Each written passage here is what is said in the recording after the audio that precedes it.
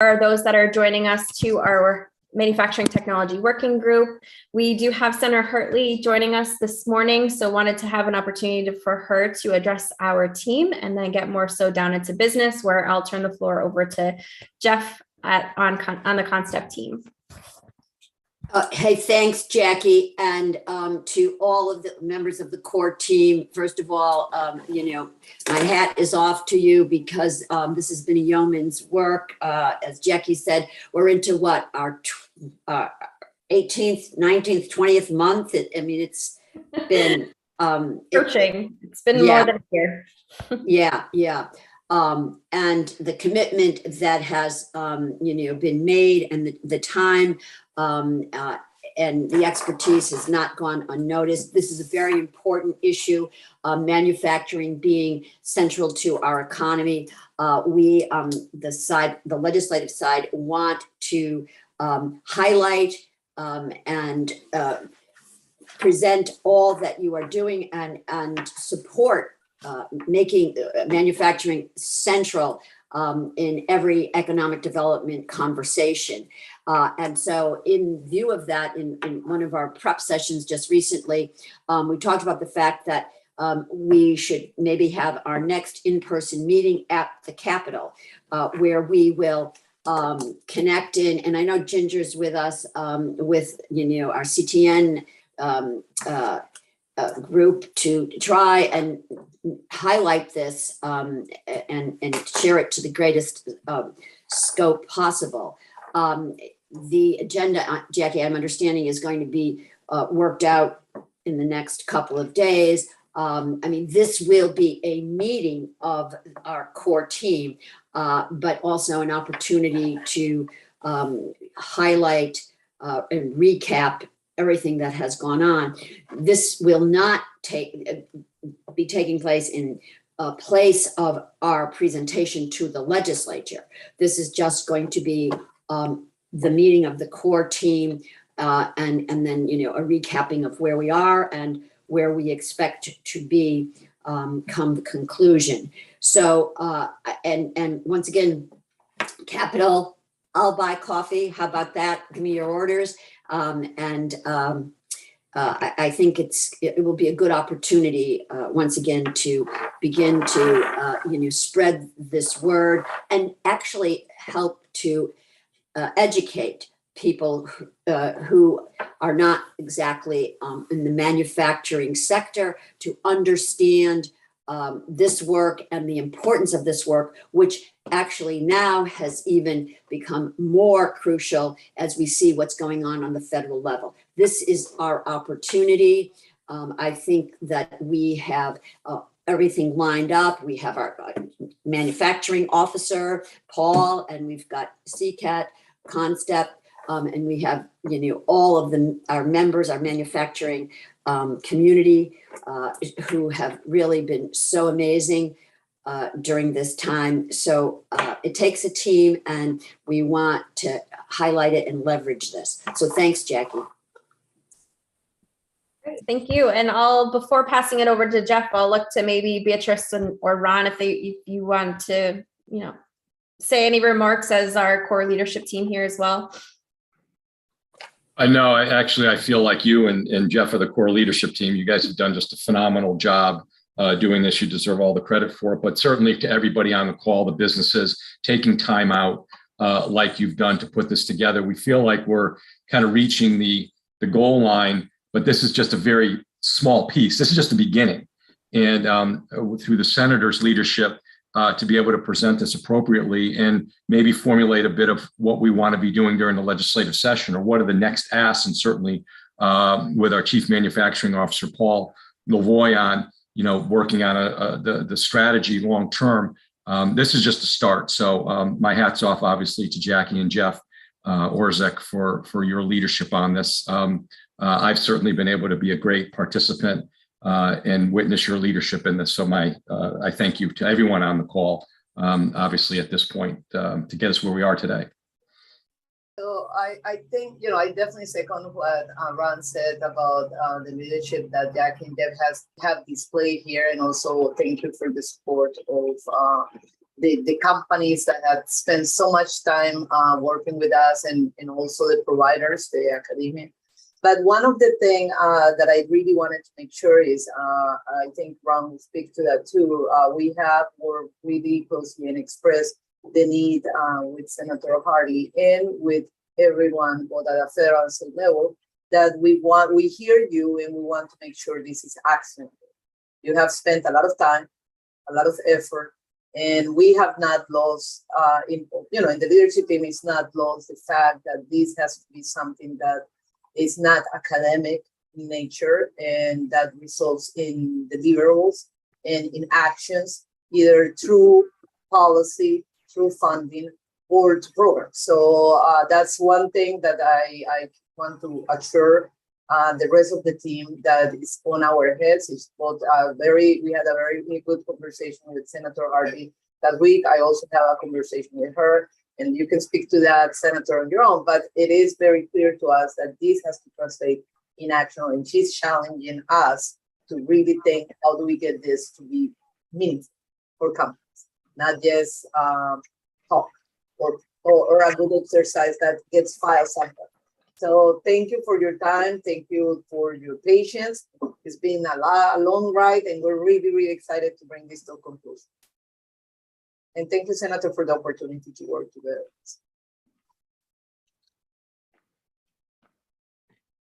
All right, you ready for me to take over, Jackie?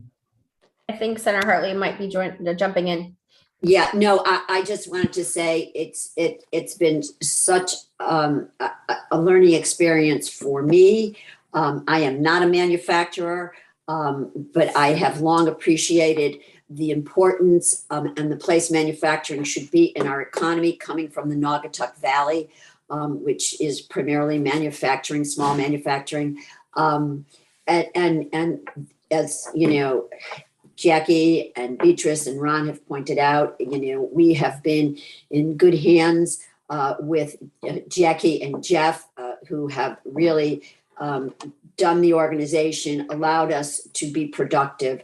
And so I think that this has been an amazing experience, and I want everybody to know about this, but more importantly, I want this to just leverage. A couple of years ago, we were able to have this conversation about having a chief manufacturing officer. And the pushback then was, well, if we have it for manufacturing, then we have to have it for insurance. Then we have to have it, for fintech, this, that. Well, look, I think we have proven the fact that it is critical that there be a manufacturing personnel, an expert who is embedded in the cabinet level of this government.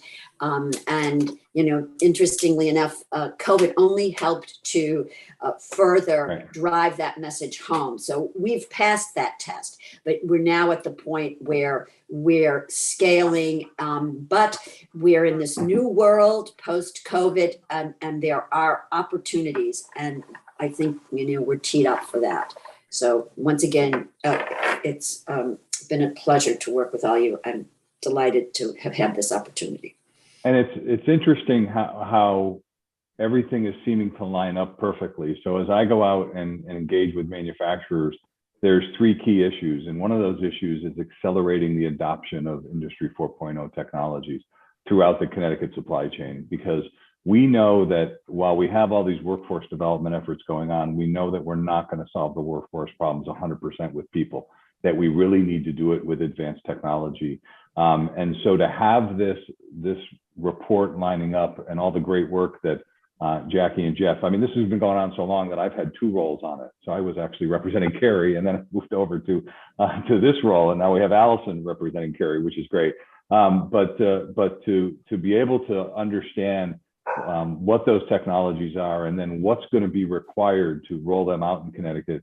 I'll tell you that it's the manufacturers are ready for it, and they really want to be engaged and really are interested in how they can continue to digitally transform their businesses to continue to meet their customers' needs going in the future. So the next phase after we report out of this is how does this become a strategic initiative for Connecticut?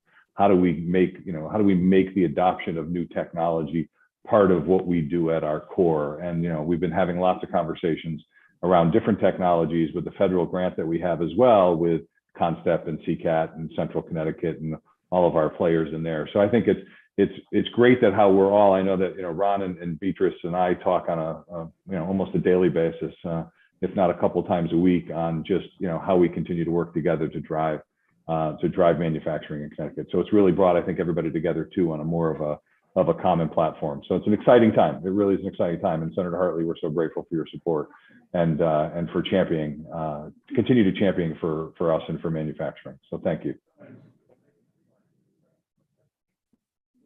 Thanks, Paul. Jeff, I'll turn it over to you. All right, thank you. So at the last meeting, we had intended to break into groups and ran out of time before we could do that. And one of those groups was to look at what is still one of our actionable items, and that is looking at the gaps in how the service providers are able to support the manufacturers in their customer journey map. And so what we had intended to do was work with the service providers to define where their activities are working. And so today we'll take some time to do that with the service providers that have joined us and get a feel for that. And so I'm going to start sharing. So while Jeff is getting set up, I know we don't have many of our service providers, and we have probably an equal amount of manufacturers on the team with Kathy and Allison and Michael. So if there's any thoughts that, you know, one, you're welcome to stay for this active session, but two, you're also welcome to maybe if there's thoughts that you have in, you know, having an opportunity before, you might want to say, okay, I'm going to take back 30 minutes of my time. If you don't want to stay, if you wanted to have the floor and just say some remarks, I think that would be, you're welcome to do that too. Yeah, I was going to offer that, or they could also help with the map in asking for further clarification as we work through it and what would be useful for them. Go ahead, Kathy. Senator Hartley still here? Yeah. Okay. Yes, So, yeah. hi. Okay. So I just wanted to, you know, since I've got you here, just mention that, you know, as we're talking about Industry 4.0 and as Paul is working on a real strategy for the state, there are a lot of things that we're doing that, you know, lots of money being spent on these short, you know, initiatives, you know, similar to the manufacturing pipeline. And while, you know, it's laudable to try and get un and underemployed people into jobs, the truth of the matter is they're un or underemployed for a reason. And for the most part, as manufacturers, we're really not interested in those people. They might work fine in the very lowest levels of jobs in our companies or in lower tech organizations. But what we're talking about here is something that can be a future identity for this state. We can actually turn Connecticut into a mecca for high-tech manufacturing with investments, but they've got to be long-term, part of a long-term strategy and longer-term investments of education and training that cannot be accomplished in 8 to 12 weeks. And I just was out visiting one of the FAME programs that Toyota started. There's 5 of them in Kentucky, and they're industry community college partnerships with you know, a combination of work-based learning and learning at the school, and it's all focused on mechatronics. We've got a fair amount of CNC programs in the state. I think that they could be improved, but they are, you know, good programs, and they are providing skilled workers. But everybody, you know, whether you're a big hotel complex or you're in transportation or our government, you know, state government buildings, everybody needs that person that used to be called the mechanical maintenance guy, who was the smartest guy in the place and knew how to run everything and fix everything. And I'm really hopeful that part of the strategy, and I've talked to Paul about this, but I want you to hear this, that part of the strategy involves longer term thinking and programs that are more substantial, because I just look at the hundreds of millions of dollars being spent on these short-term initiatives that, from my perspective, are just not going to take Connecticut where it needs to be in the future. Kathy, to that point, I did a briefing yesterday for the House Manufacturing Caucus in Washington that was put on by the AMCC. And my role was to talk about innovation, but also the workforce that we need for innovation. And it really is around, in order for us to do Industry 4.0 and to do it really well, we need to have a workforce that'll be able to drive it. And really taking a look at what those workforce needs are. And to your point, you're absolutely right. We have an opportunity here to be an advanced manufacturing rock star across the country, where considering what we manufacture here and the type of skills that we need. But if we're going to accelerate innovation, we need to accelerate workforce development, and we need to start that at technical schools, community colleges, and then high schools. So I'm not familiar with the FAME program, but actually David forwarded me your notes, so we should talk. I'd like to arrange a tour. I'd really like to get a group and go take a look at that, because it's an incredibly successful model that's spreading around the country. And I think there's other models out there, but this happens to be a really fantastic one. Yep. The one with the mobile modular labs up in Wisconsin is also, a really fantastic model. There's great things to be done, but they're not going to be done in 8 to 12 weeks. No, you're right. You're right. So, I'll just comment briefly, if I might. So we're into this workforce initiative. Yes, Kathy, substantial resources have been devoted to it. It might be a proper time to, do a kind of a look-see audit at it, to try to connect those, programs to our industry. I remember some years ago when we started the advanced manufacturing centers at our community tech colleges, and we kind of went through, some learning curves, so to speak, where I4.1 in the Valley had a curriculum that was being, cookie cuttered, if you will, which was a total disconnect from my manufacturing base. And, so we had the academia lane and we had the manufacturing, private sector lane, and the two were really siloed. This may be a little bit like that. And so maybe Paul and you and whomever else would like to, have some offline conversations about maybe it's time to do just an interim kind of look-see. Yeah. Deming was, one of his famous quotes was, "In God we trust, all others must bring data." I want to see, I want us to be able to start collecting some data and be able to make our decisions on all of these various areas on outcomes, long-term outcomes and real numbers as far as pay and how long people stick in their jobs and things like that. Yeah.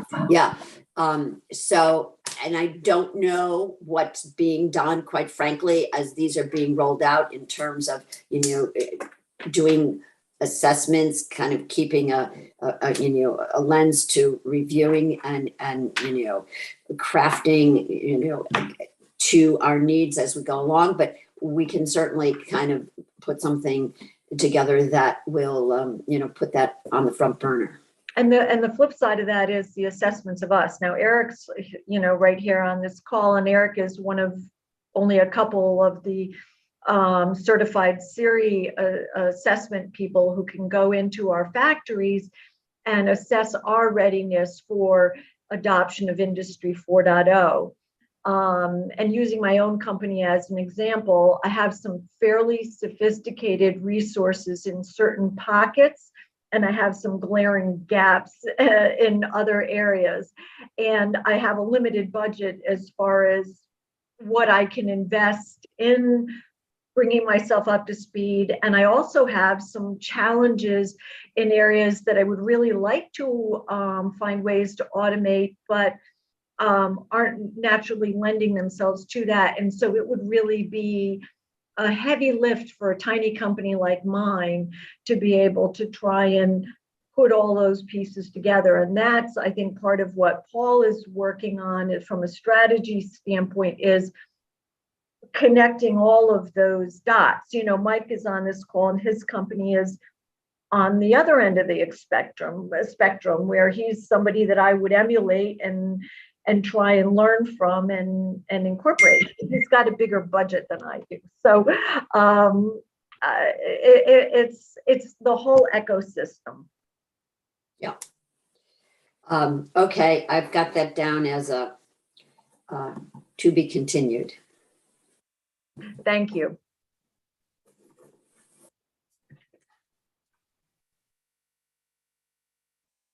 So I guess we'll roll up our sleeves and get to work, Jeff.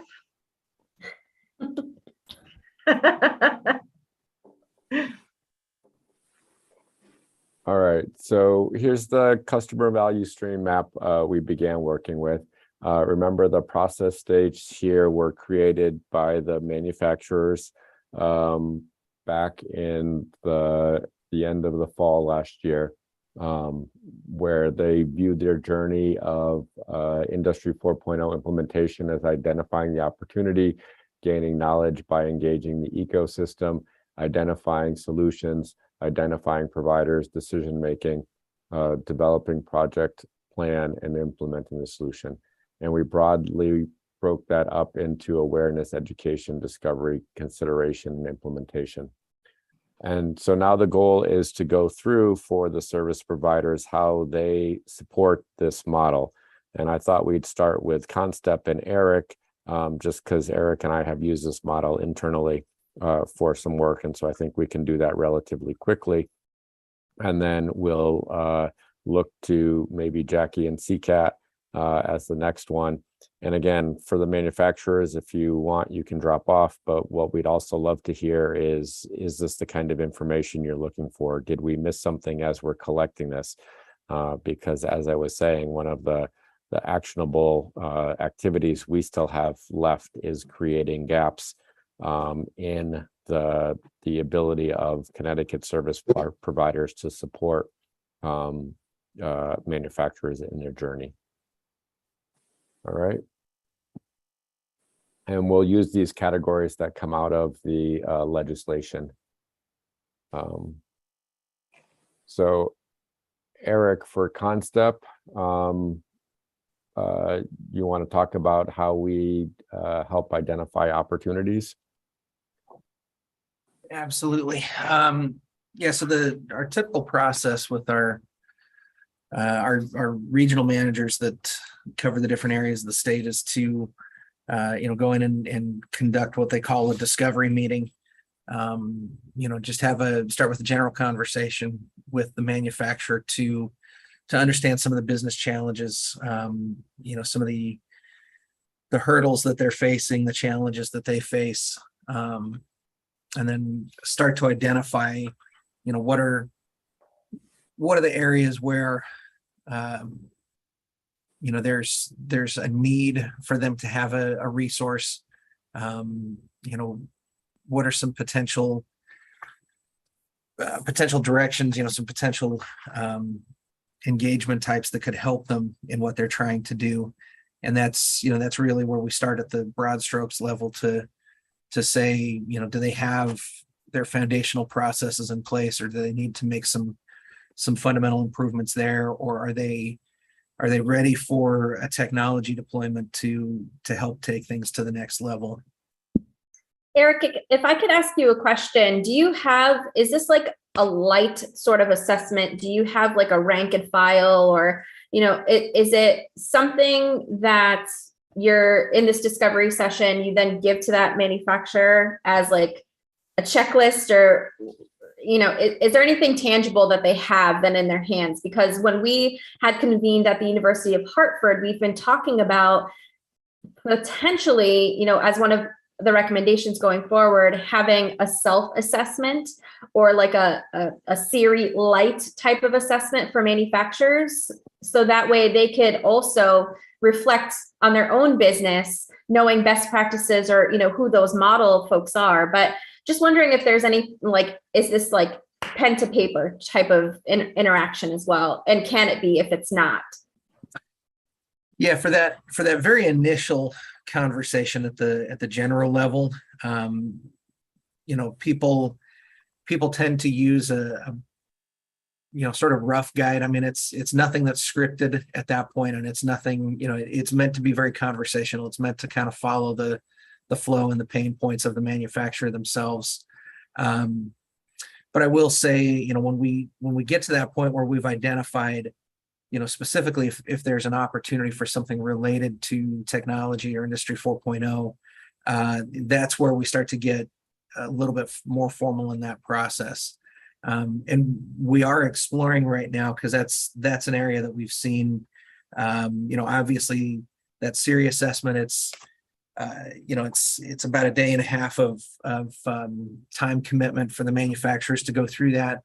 There's some academic rigor to it and some practical, the practical applicability of it that really comes into play. So that's something that definitely we're gonna vet that and say, does this make sense, or are they at a point to need this level of interaction? And so that is a good question. Is there a first step before that to say, is this something where we're talking about that truly, that digital transformation process where we need to create a high level roadmap and a strategy, or is this more of a discrete engagement? Is there a specific need that they have that can be taken care of with application of technology? So we do have what we call a Right and Ready tool that we use to look at things at that high level and kind of, when we get to that fork in the road, we say, are we taking path A or path B here? Because a lot of times there are situations where there's a specific need to be met. There's a specific technology that can be applied, or a specific, process improvement that can be applied. So yeah, we do have, and as we're developing that and fleshing it out, we're also looking at, is there a way that we can roll that into something that also helps us look at, at a more basic level, are they ready for that technology deployment, or do they need some process improvement first? So I just want to pause and acknowledge Michael has his hand up. Oh, yeah, thank you.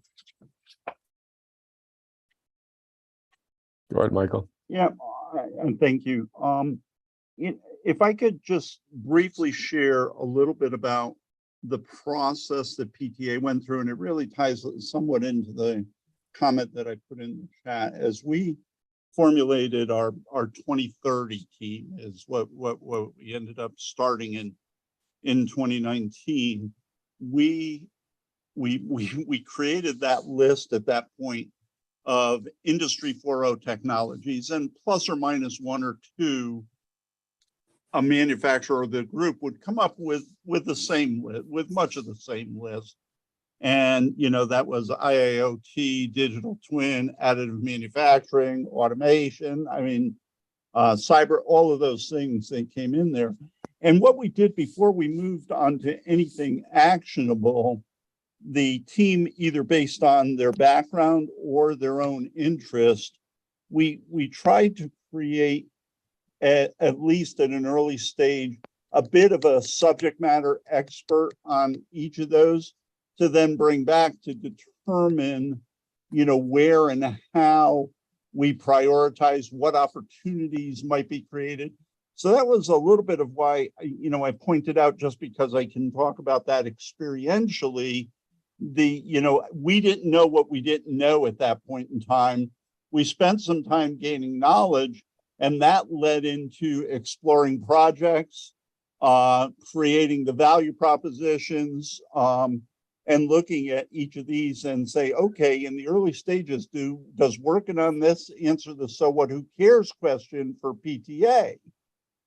Because I don't have $100 million budget and an army of people. So we needed to create a connection that had value to the organization, absent some knowledge, some basic knowledge of the various technologies that come under Industry 4.0, where and how would we deploy those? So that's why I was suggesting, and I wasn't in the subgroup that worked on this, so it's not critical, it's observational, kind of the order of doing things, because as we learned, we said, wow, this is something we didn't understand that could positively impact us, and something that was at our preconceived priority list before we started the process perked down the list, other things perked up the list. So, that's just anecdotal information. Right. It's firsthand, but anecdotal, and maybe that doesn't work for everybody, but it's a point of consideration as we approach the process.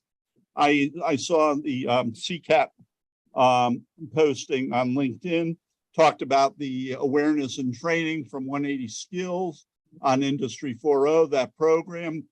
I shot Ron a note and I said, that might be something that I'd like to explore for us, take a group and put them through that and understand that. But should that be a starting point for everybody before they're allowed to dip their toe into the water, that they have to, commit a little bit of time to create an understanding there?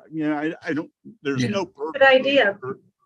There's no perfect answer. It's just a possibility. Yeah. I don't know. Yeah.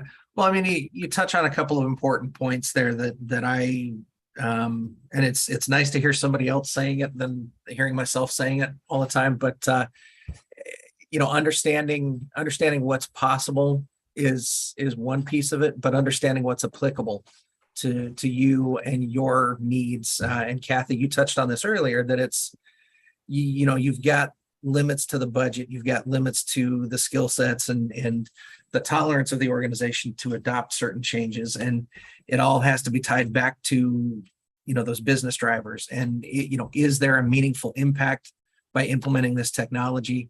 But then, Michael, you touched on the other piece of it, is how do we know which ones are going to make the right impacts, and what order should we roll it out in? Because it's, obviously with an unlimited budget and unlimited resources, you would do it all at once and,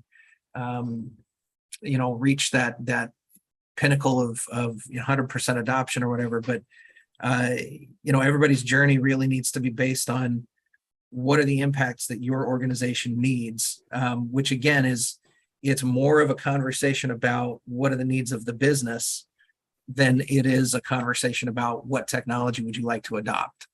And so that's where it has to start, is where do we need to make impacts? Where do we need to, drive some improvements in performance in certain areas?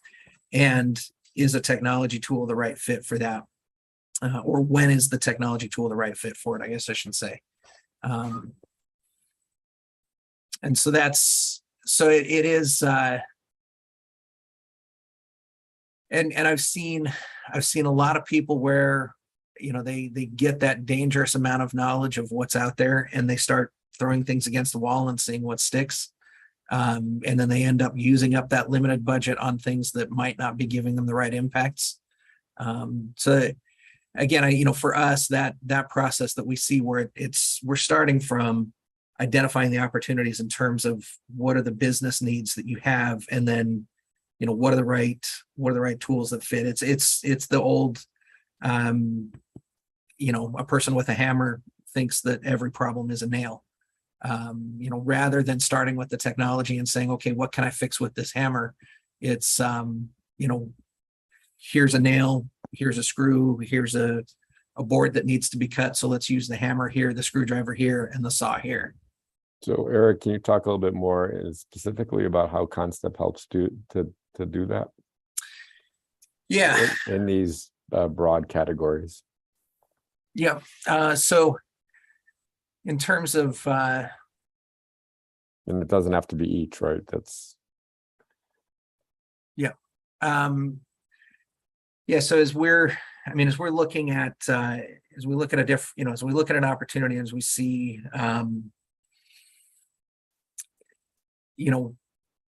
as we start to look at what are potential solutions, we start to look at that ecosystem of what's available for a particular need.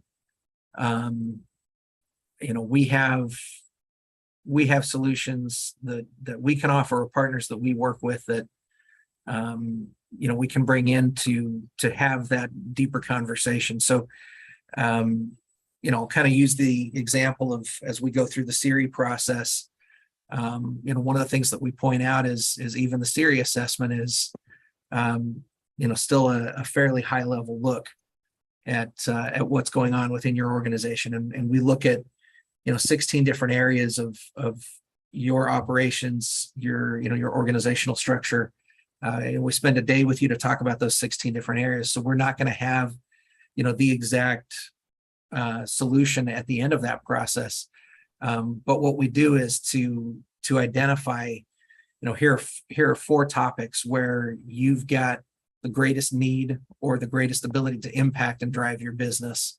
And each of those 4 recommendations in a broad sense, that's going to be a deeper dive. So for example, if we recognize that, you've got a bunch of different systems to manage your business, an ERP system, a manufacturing execution system, product lifecycle management system, but none of them are talking to each other, and that's a real bottleneck for you, then that deeper dive discussion would be, let's learn about, let's help you as the manufacturer learn about what resides in each of those areas, how that information flows, and then start to map out, what solutions are going to help you pull those things together. So that's where we, taking that deeper dive for those areas that are identified in an assessment, that's where we start to explore, this problem looks like, a nail to be hammered, or this problem looks like a screw to be, driven with a screwdriver. So it's, as we identify those areas, excuse me, and start to look at the different solutions that are out there, we're going to help you understand, what that landscape looks like. We're going to help you understand and drive some create some metrics towards where are we at today? What does our future better state look like? How do we need to operate to be able to get you to that point that you need to be at? Hisham, I see your hand raised. So if I may add what Eric just said about what technology do I need or what are my needs?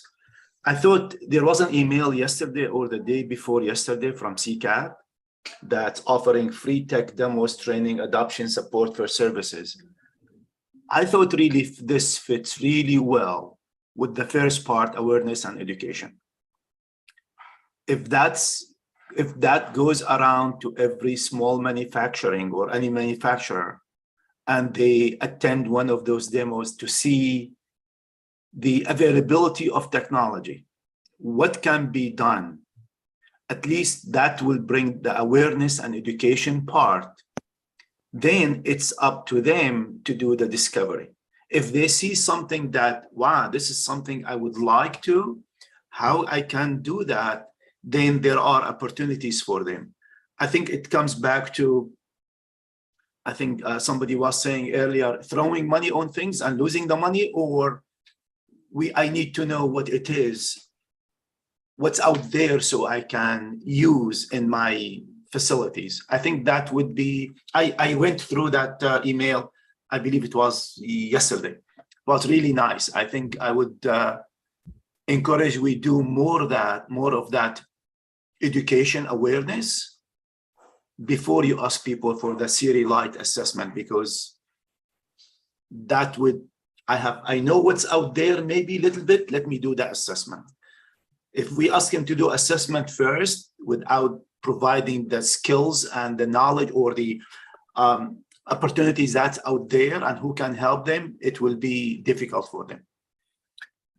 I agree with Hisham on that. There's a combination of education and awareness that need to kind of happen in tandem, because again, even us as an informed manufacturer, I still don't feel like we have all the information that we need to kind of be able to make those correct decisions. So there's a combination in there that I think needs to be filled for sure. Yeah. I just chime in for a second. Those comments I think are just so poignant right now, and obviously having the senator and certainly Paul Lavoie being a huge champion of this. We made a decision a few years ago on the Industry 4.0 program coming out of the MIF board, and where several board members are actually on this call, and even the additive program.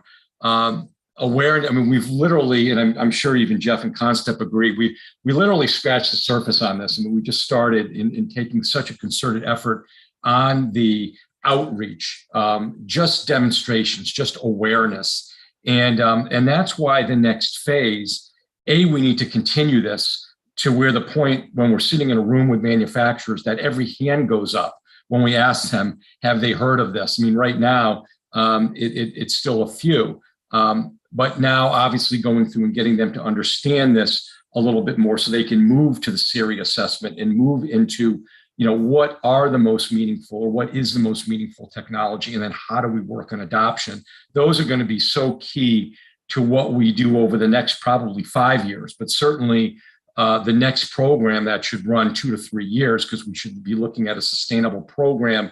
To Kathy Saint's point, it can't just be a short one-off, but again, continuing wholeheartedly with the awareness aspect of these, and then moving forward as Constep does with the now assessments and getting a little bit deeper in. So that's just my kind of 2 cents of feedback of what we've kind of lessons learned over the last couple of years. Yeah. Well, I think that's important. And one of the things we see is that they support each other, right? So there's the beginning of a broad understanding of technologies and solution sets, an assessment of what a company needs, and then going back to recognize that adoption in a more particular case, where it's really useful to have the models you support and the abilities you can display, so that companies can really see that in action. Yeah.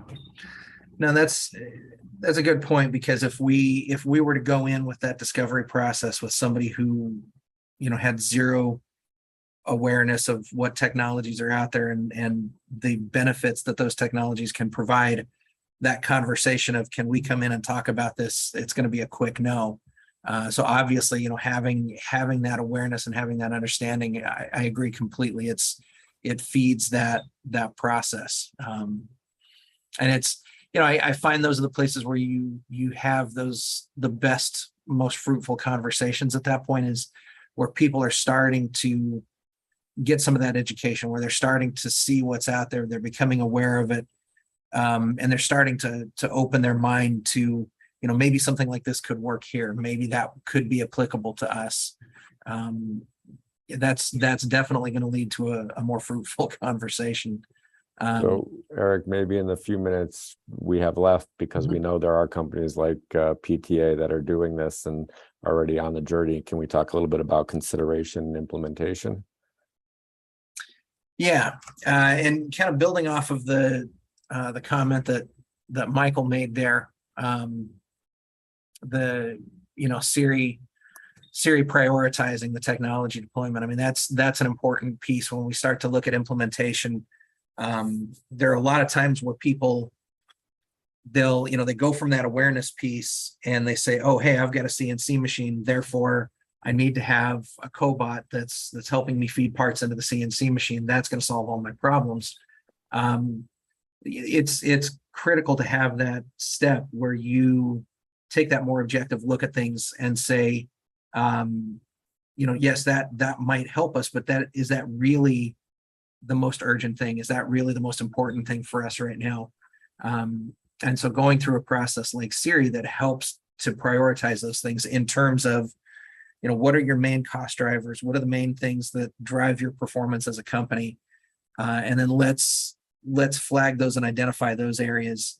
There are a lot of people who, when we get done with that assessment phase and we start to look at that roadmap of recommendations, they're like, I'm surprised that I'm not surprised by that, because as you go through that process, as you talk about the pain points, you start to see, okay, this other area that I thought was going to be the thing we wanted to invest in, it's really not as big of an issue or as big of a hurdle for us as this other area is. So once you have that clarity of where do we really need to make those improvements, then you step into that next phase. That helps with that buy-in from everybody of, yes, this is, and this is why we conduct these assessments with a group of people within the company. So you have everybody with those different perspectives coming at it saying, yes, we agree collectively, this is the right step to take. And so having everybody's support, having everybody's commitment to focus on that really helps with the long-term success of it. So as we identify those solutions and as we help to bring in those partners, and we start to map out what is this next step going to look like, what is this implementation going to entail, the important pieces there to talk about, not just what's the work that Constep or CCAT or some other provider could do, but what do you as the manufacturer need to do to support this and sustain this long term? What are the organizational impacts for you? What's this going to equate to for training and your own internal strategy to support this? So it's important to balance that effort on the implementation with getting something up and running and getting something implemented, but also closely tied to that is the plan for how do you get this into your DNA as a company? How do you really let this soak in and become something that you own?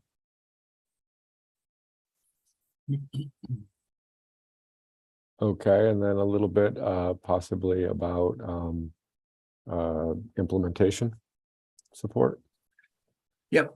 So a large part of what we do as the MEP network and as Constep is, program management or project management support. So, a lot of times we realize that when we get to that implementation phase, there might be those resources or that skill set or knowledge base internally that's not there. And so we can help to, be that resource, maintain that technical oversight and, ensure that you, as you're working with, for example, a third-party resource to make improvements to, say, an ERP system, as an example, we provide that support of making sure that you're exploring all the areas of your operation, you're exploring all the facets of how you use that system, making sure that there's no stone left unturned as you're going through those discussions. But then also, the support in terms of let's maintain, what's the impact that we're trying to make? What's the goal that we're trying to reach? What is that future state? And let's make sure that we're on that right path to get to that future state. We're maintaining the perspective and the priority of, how is this making your business better? How are we, meeting those goals and those metrics that we set out at the beginning of the project? All right, so we're at 12 o'clock. I want to be respectful of everybody's time. We know we're all busy. We will continue this discussion with the other service providers, making sure we collect that information to understand where there's gaps. Just a quick feedback from the manufacturers of, is this useful information for us as we build our final report and understanding where the different service providers put in their efforts and how they support them. I think this is useful. This has actually helped me a lot in laying kind of everything out and kind of wrapping everything up from a manufacturing point of view. So I think it's really good. I like the idea of understanding where each of the key service providers fits in the continuum, and understanding at some places that, you know, we got a little bit of a Venn diagram where everybody's got some level of overlap, but then there's this big area of expertise as you move along the continuum. Here's who I tap early stage, here's who I tap mid stage, and here's who I tap later stage, and how that works. I think that would be helpful to create that sort of visibility. So as I enter this journey, here's the 1 or 2 or 3 people that are good to talk to, as you know, and move it along. So, and if somebody fits the bill for the entire journey, that's great, you know.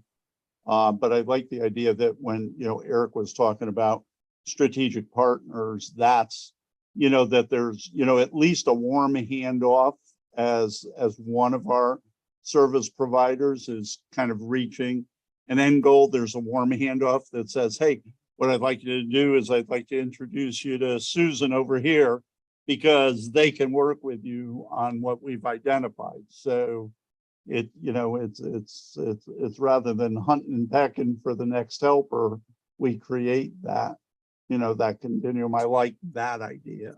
Yeah, and you know, Mike, you talked about that in the past as far as like kind of the concierge, and you know, everyone talks about websites and things like that, but unfortunately, this landscape is so complex and so personalized.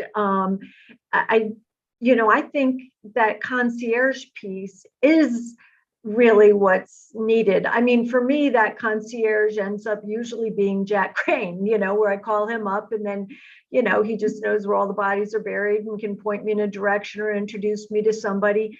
But, you know, that is an important missing piece, is that person who knows about CCAT and what they do, who knows about ConStep and what they do, who knows about the research partners and the work being done at UConn, at University of Hartford, the hands-on programs at Central, and then the vendors, all the different vendors, like, you know, I can't remember their names, Access New Jersey, and, you know, the people that you can talk to who are actually, you know, the industry experts are awesome that are selling this stuff. So it is, there's no simplifying the landscape. It just is what it is. And it is very complex spider web.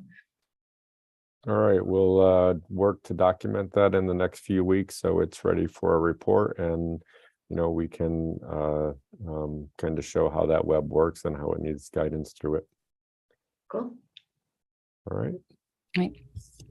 Thanks. All right. Thanks, everyone. And our agenda is to return virtually in 2 weeks, and then in 4 weeks to meet at the State House or at the legislative offices. All right. Thank you, everyone. Thank you.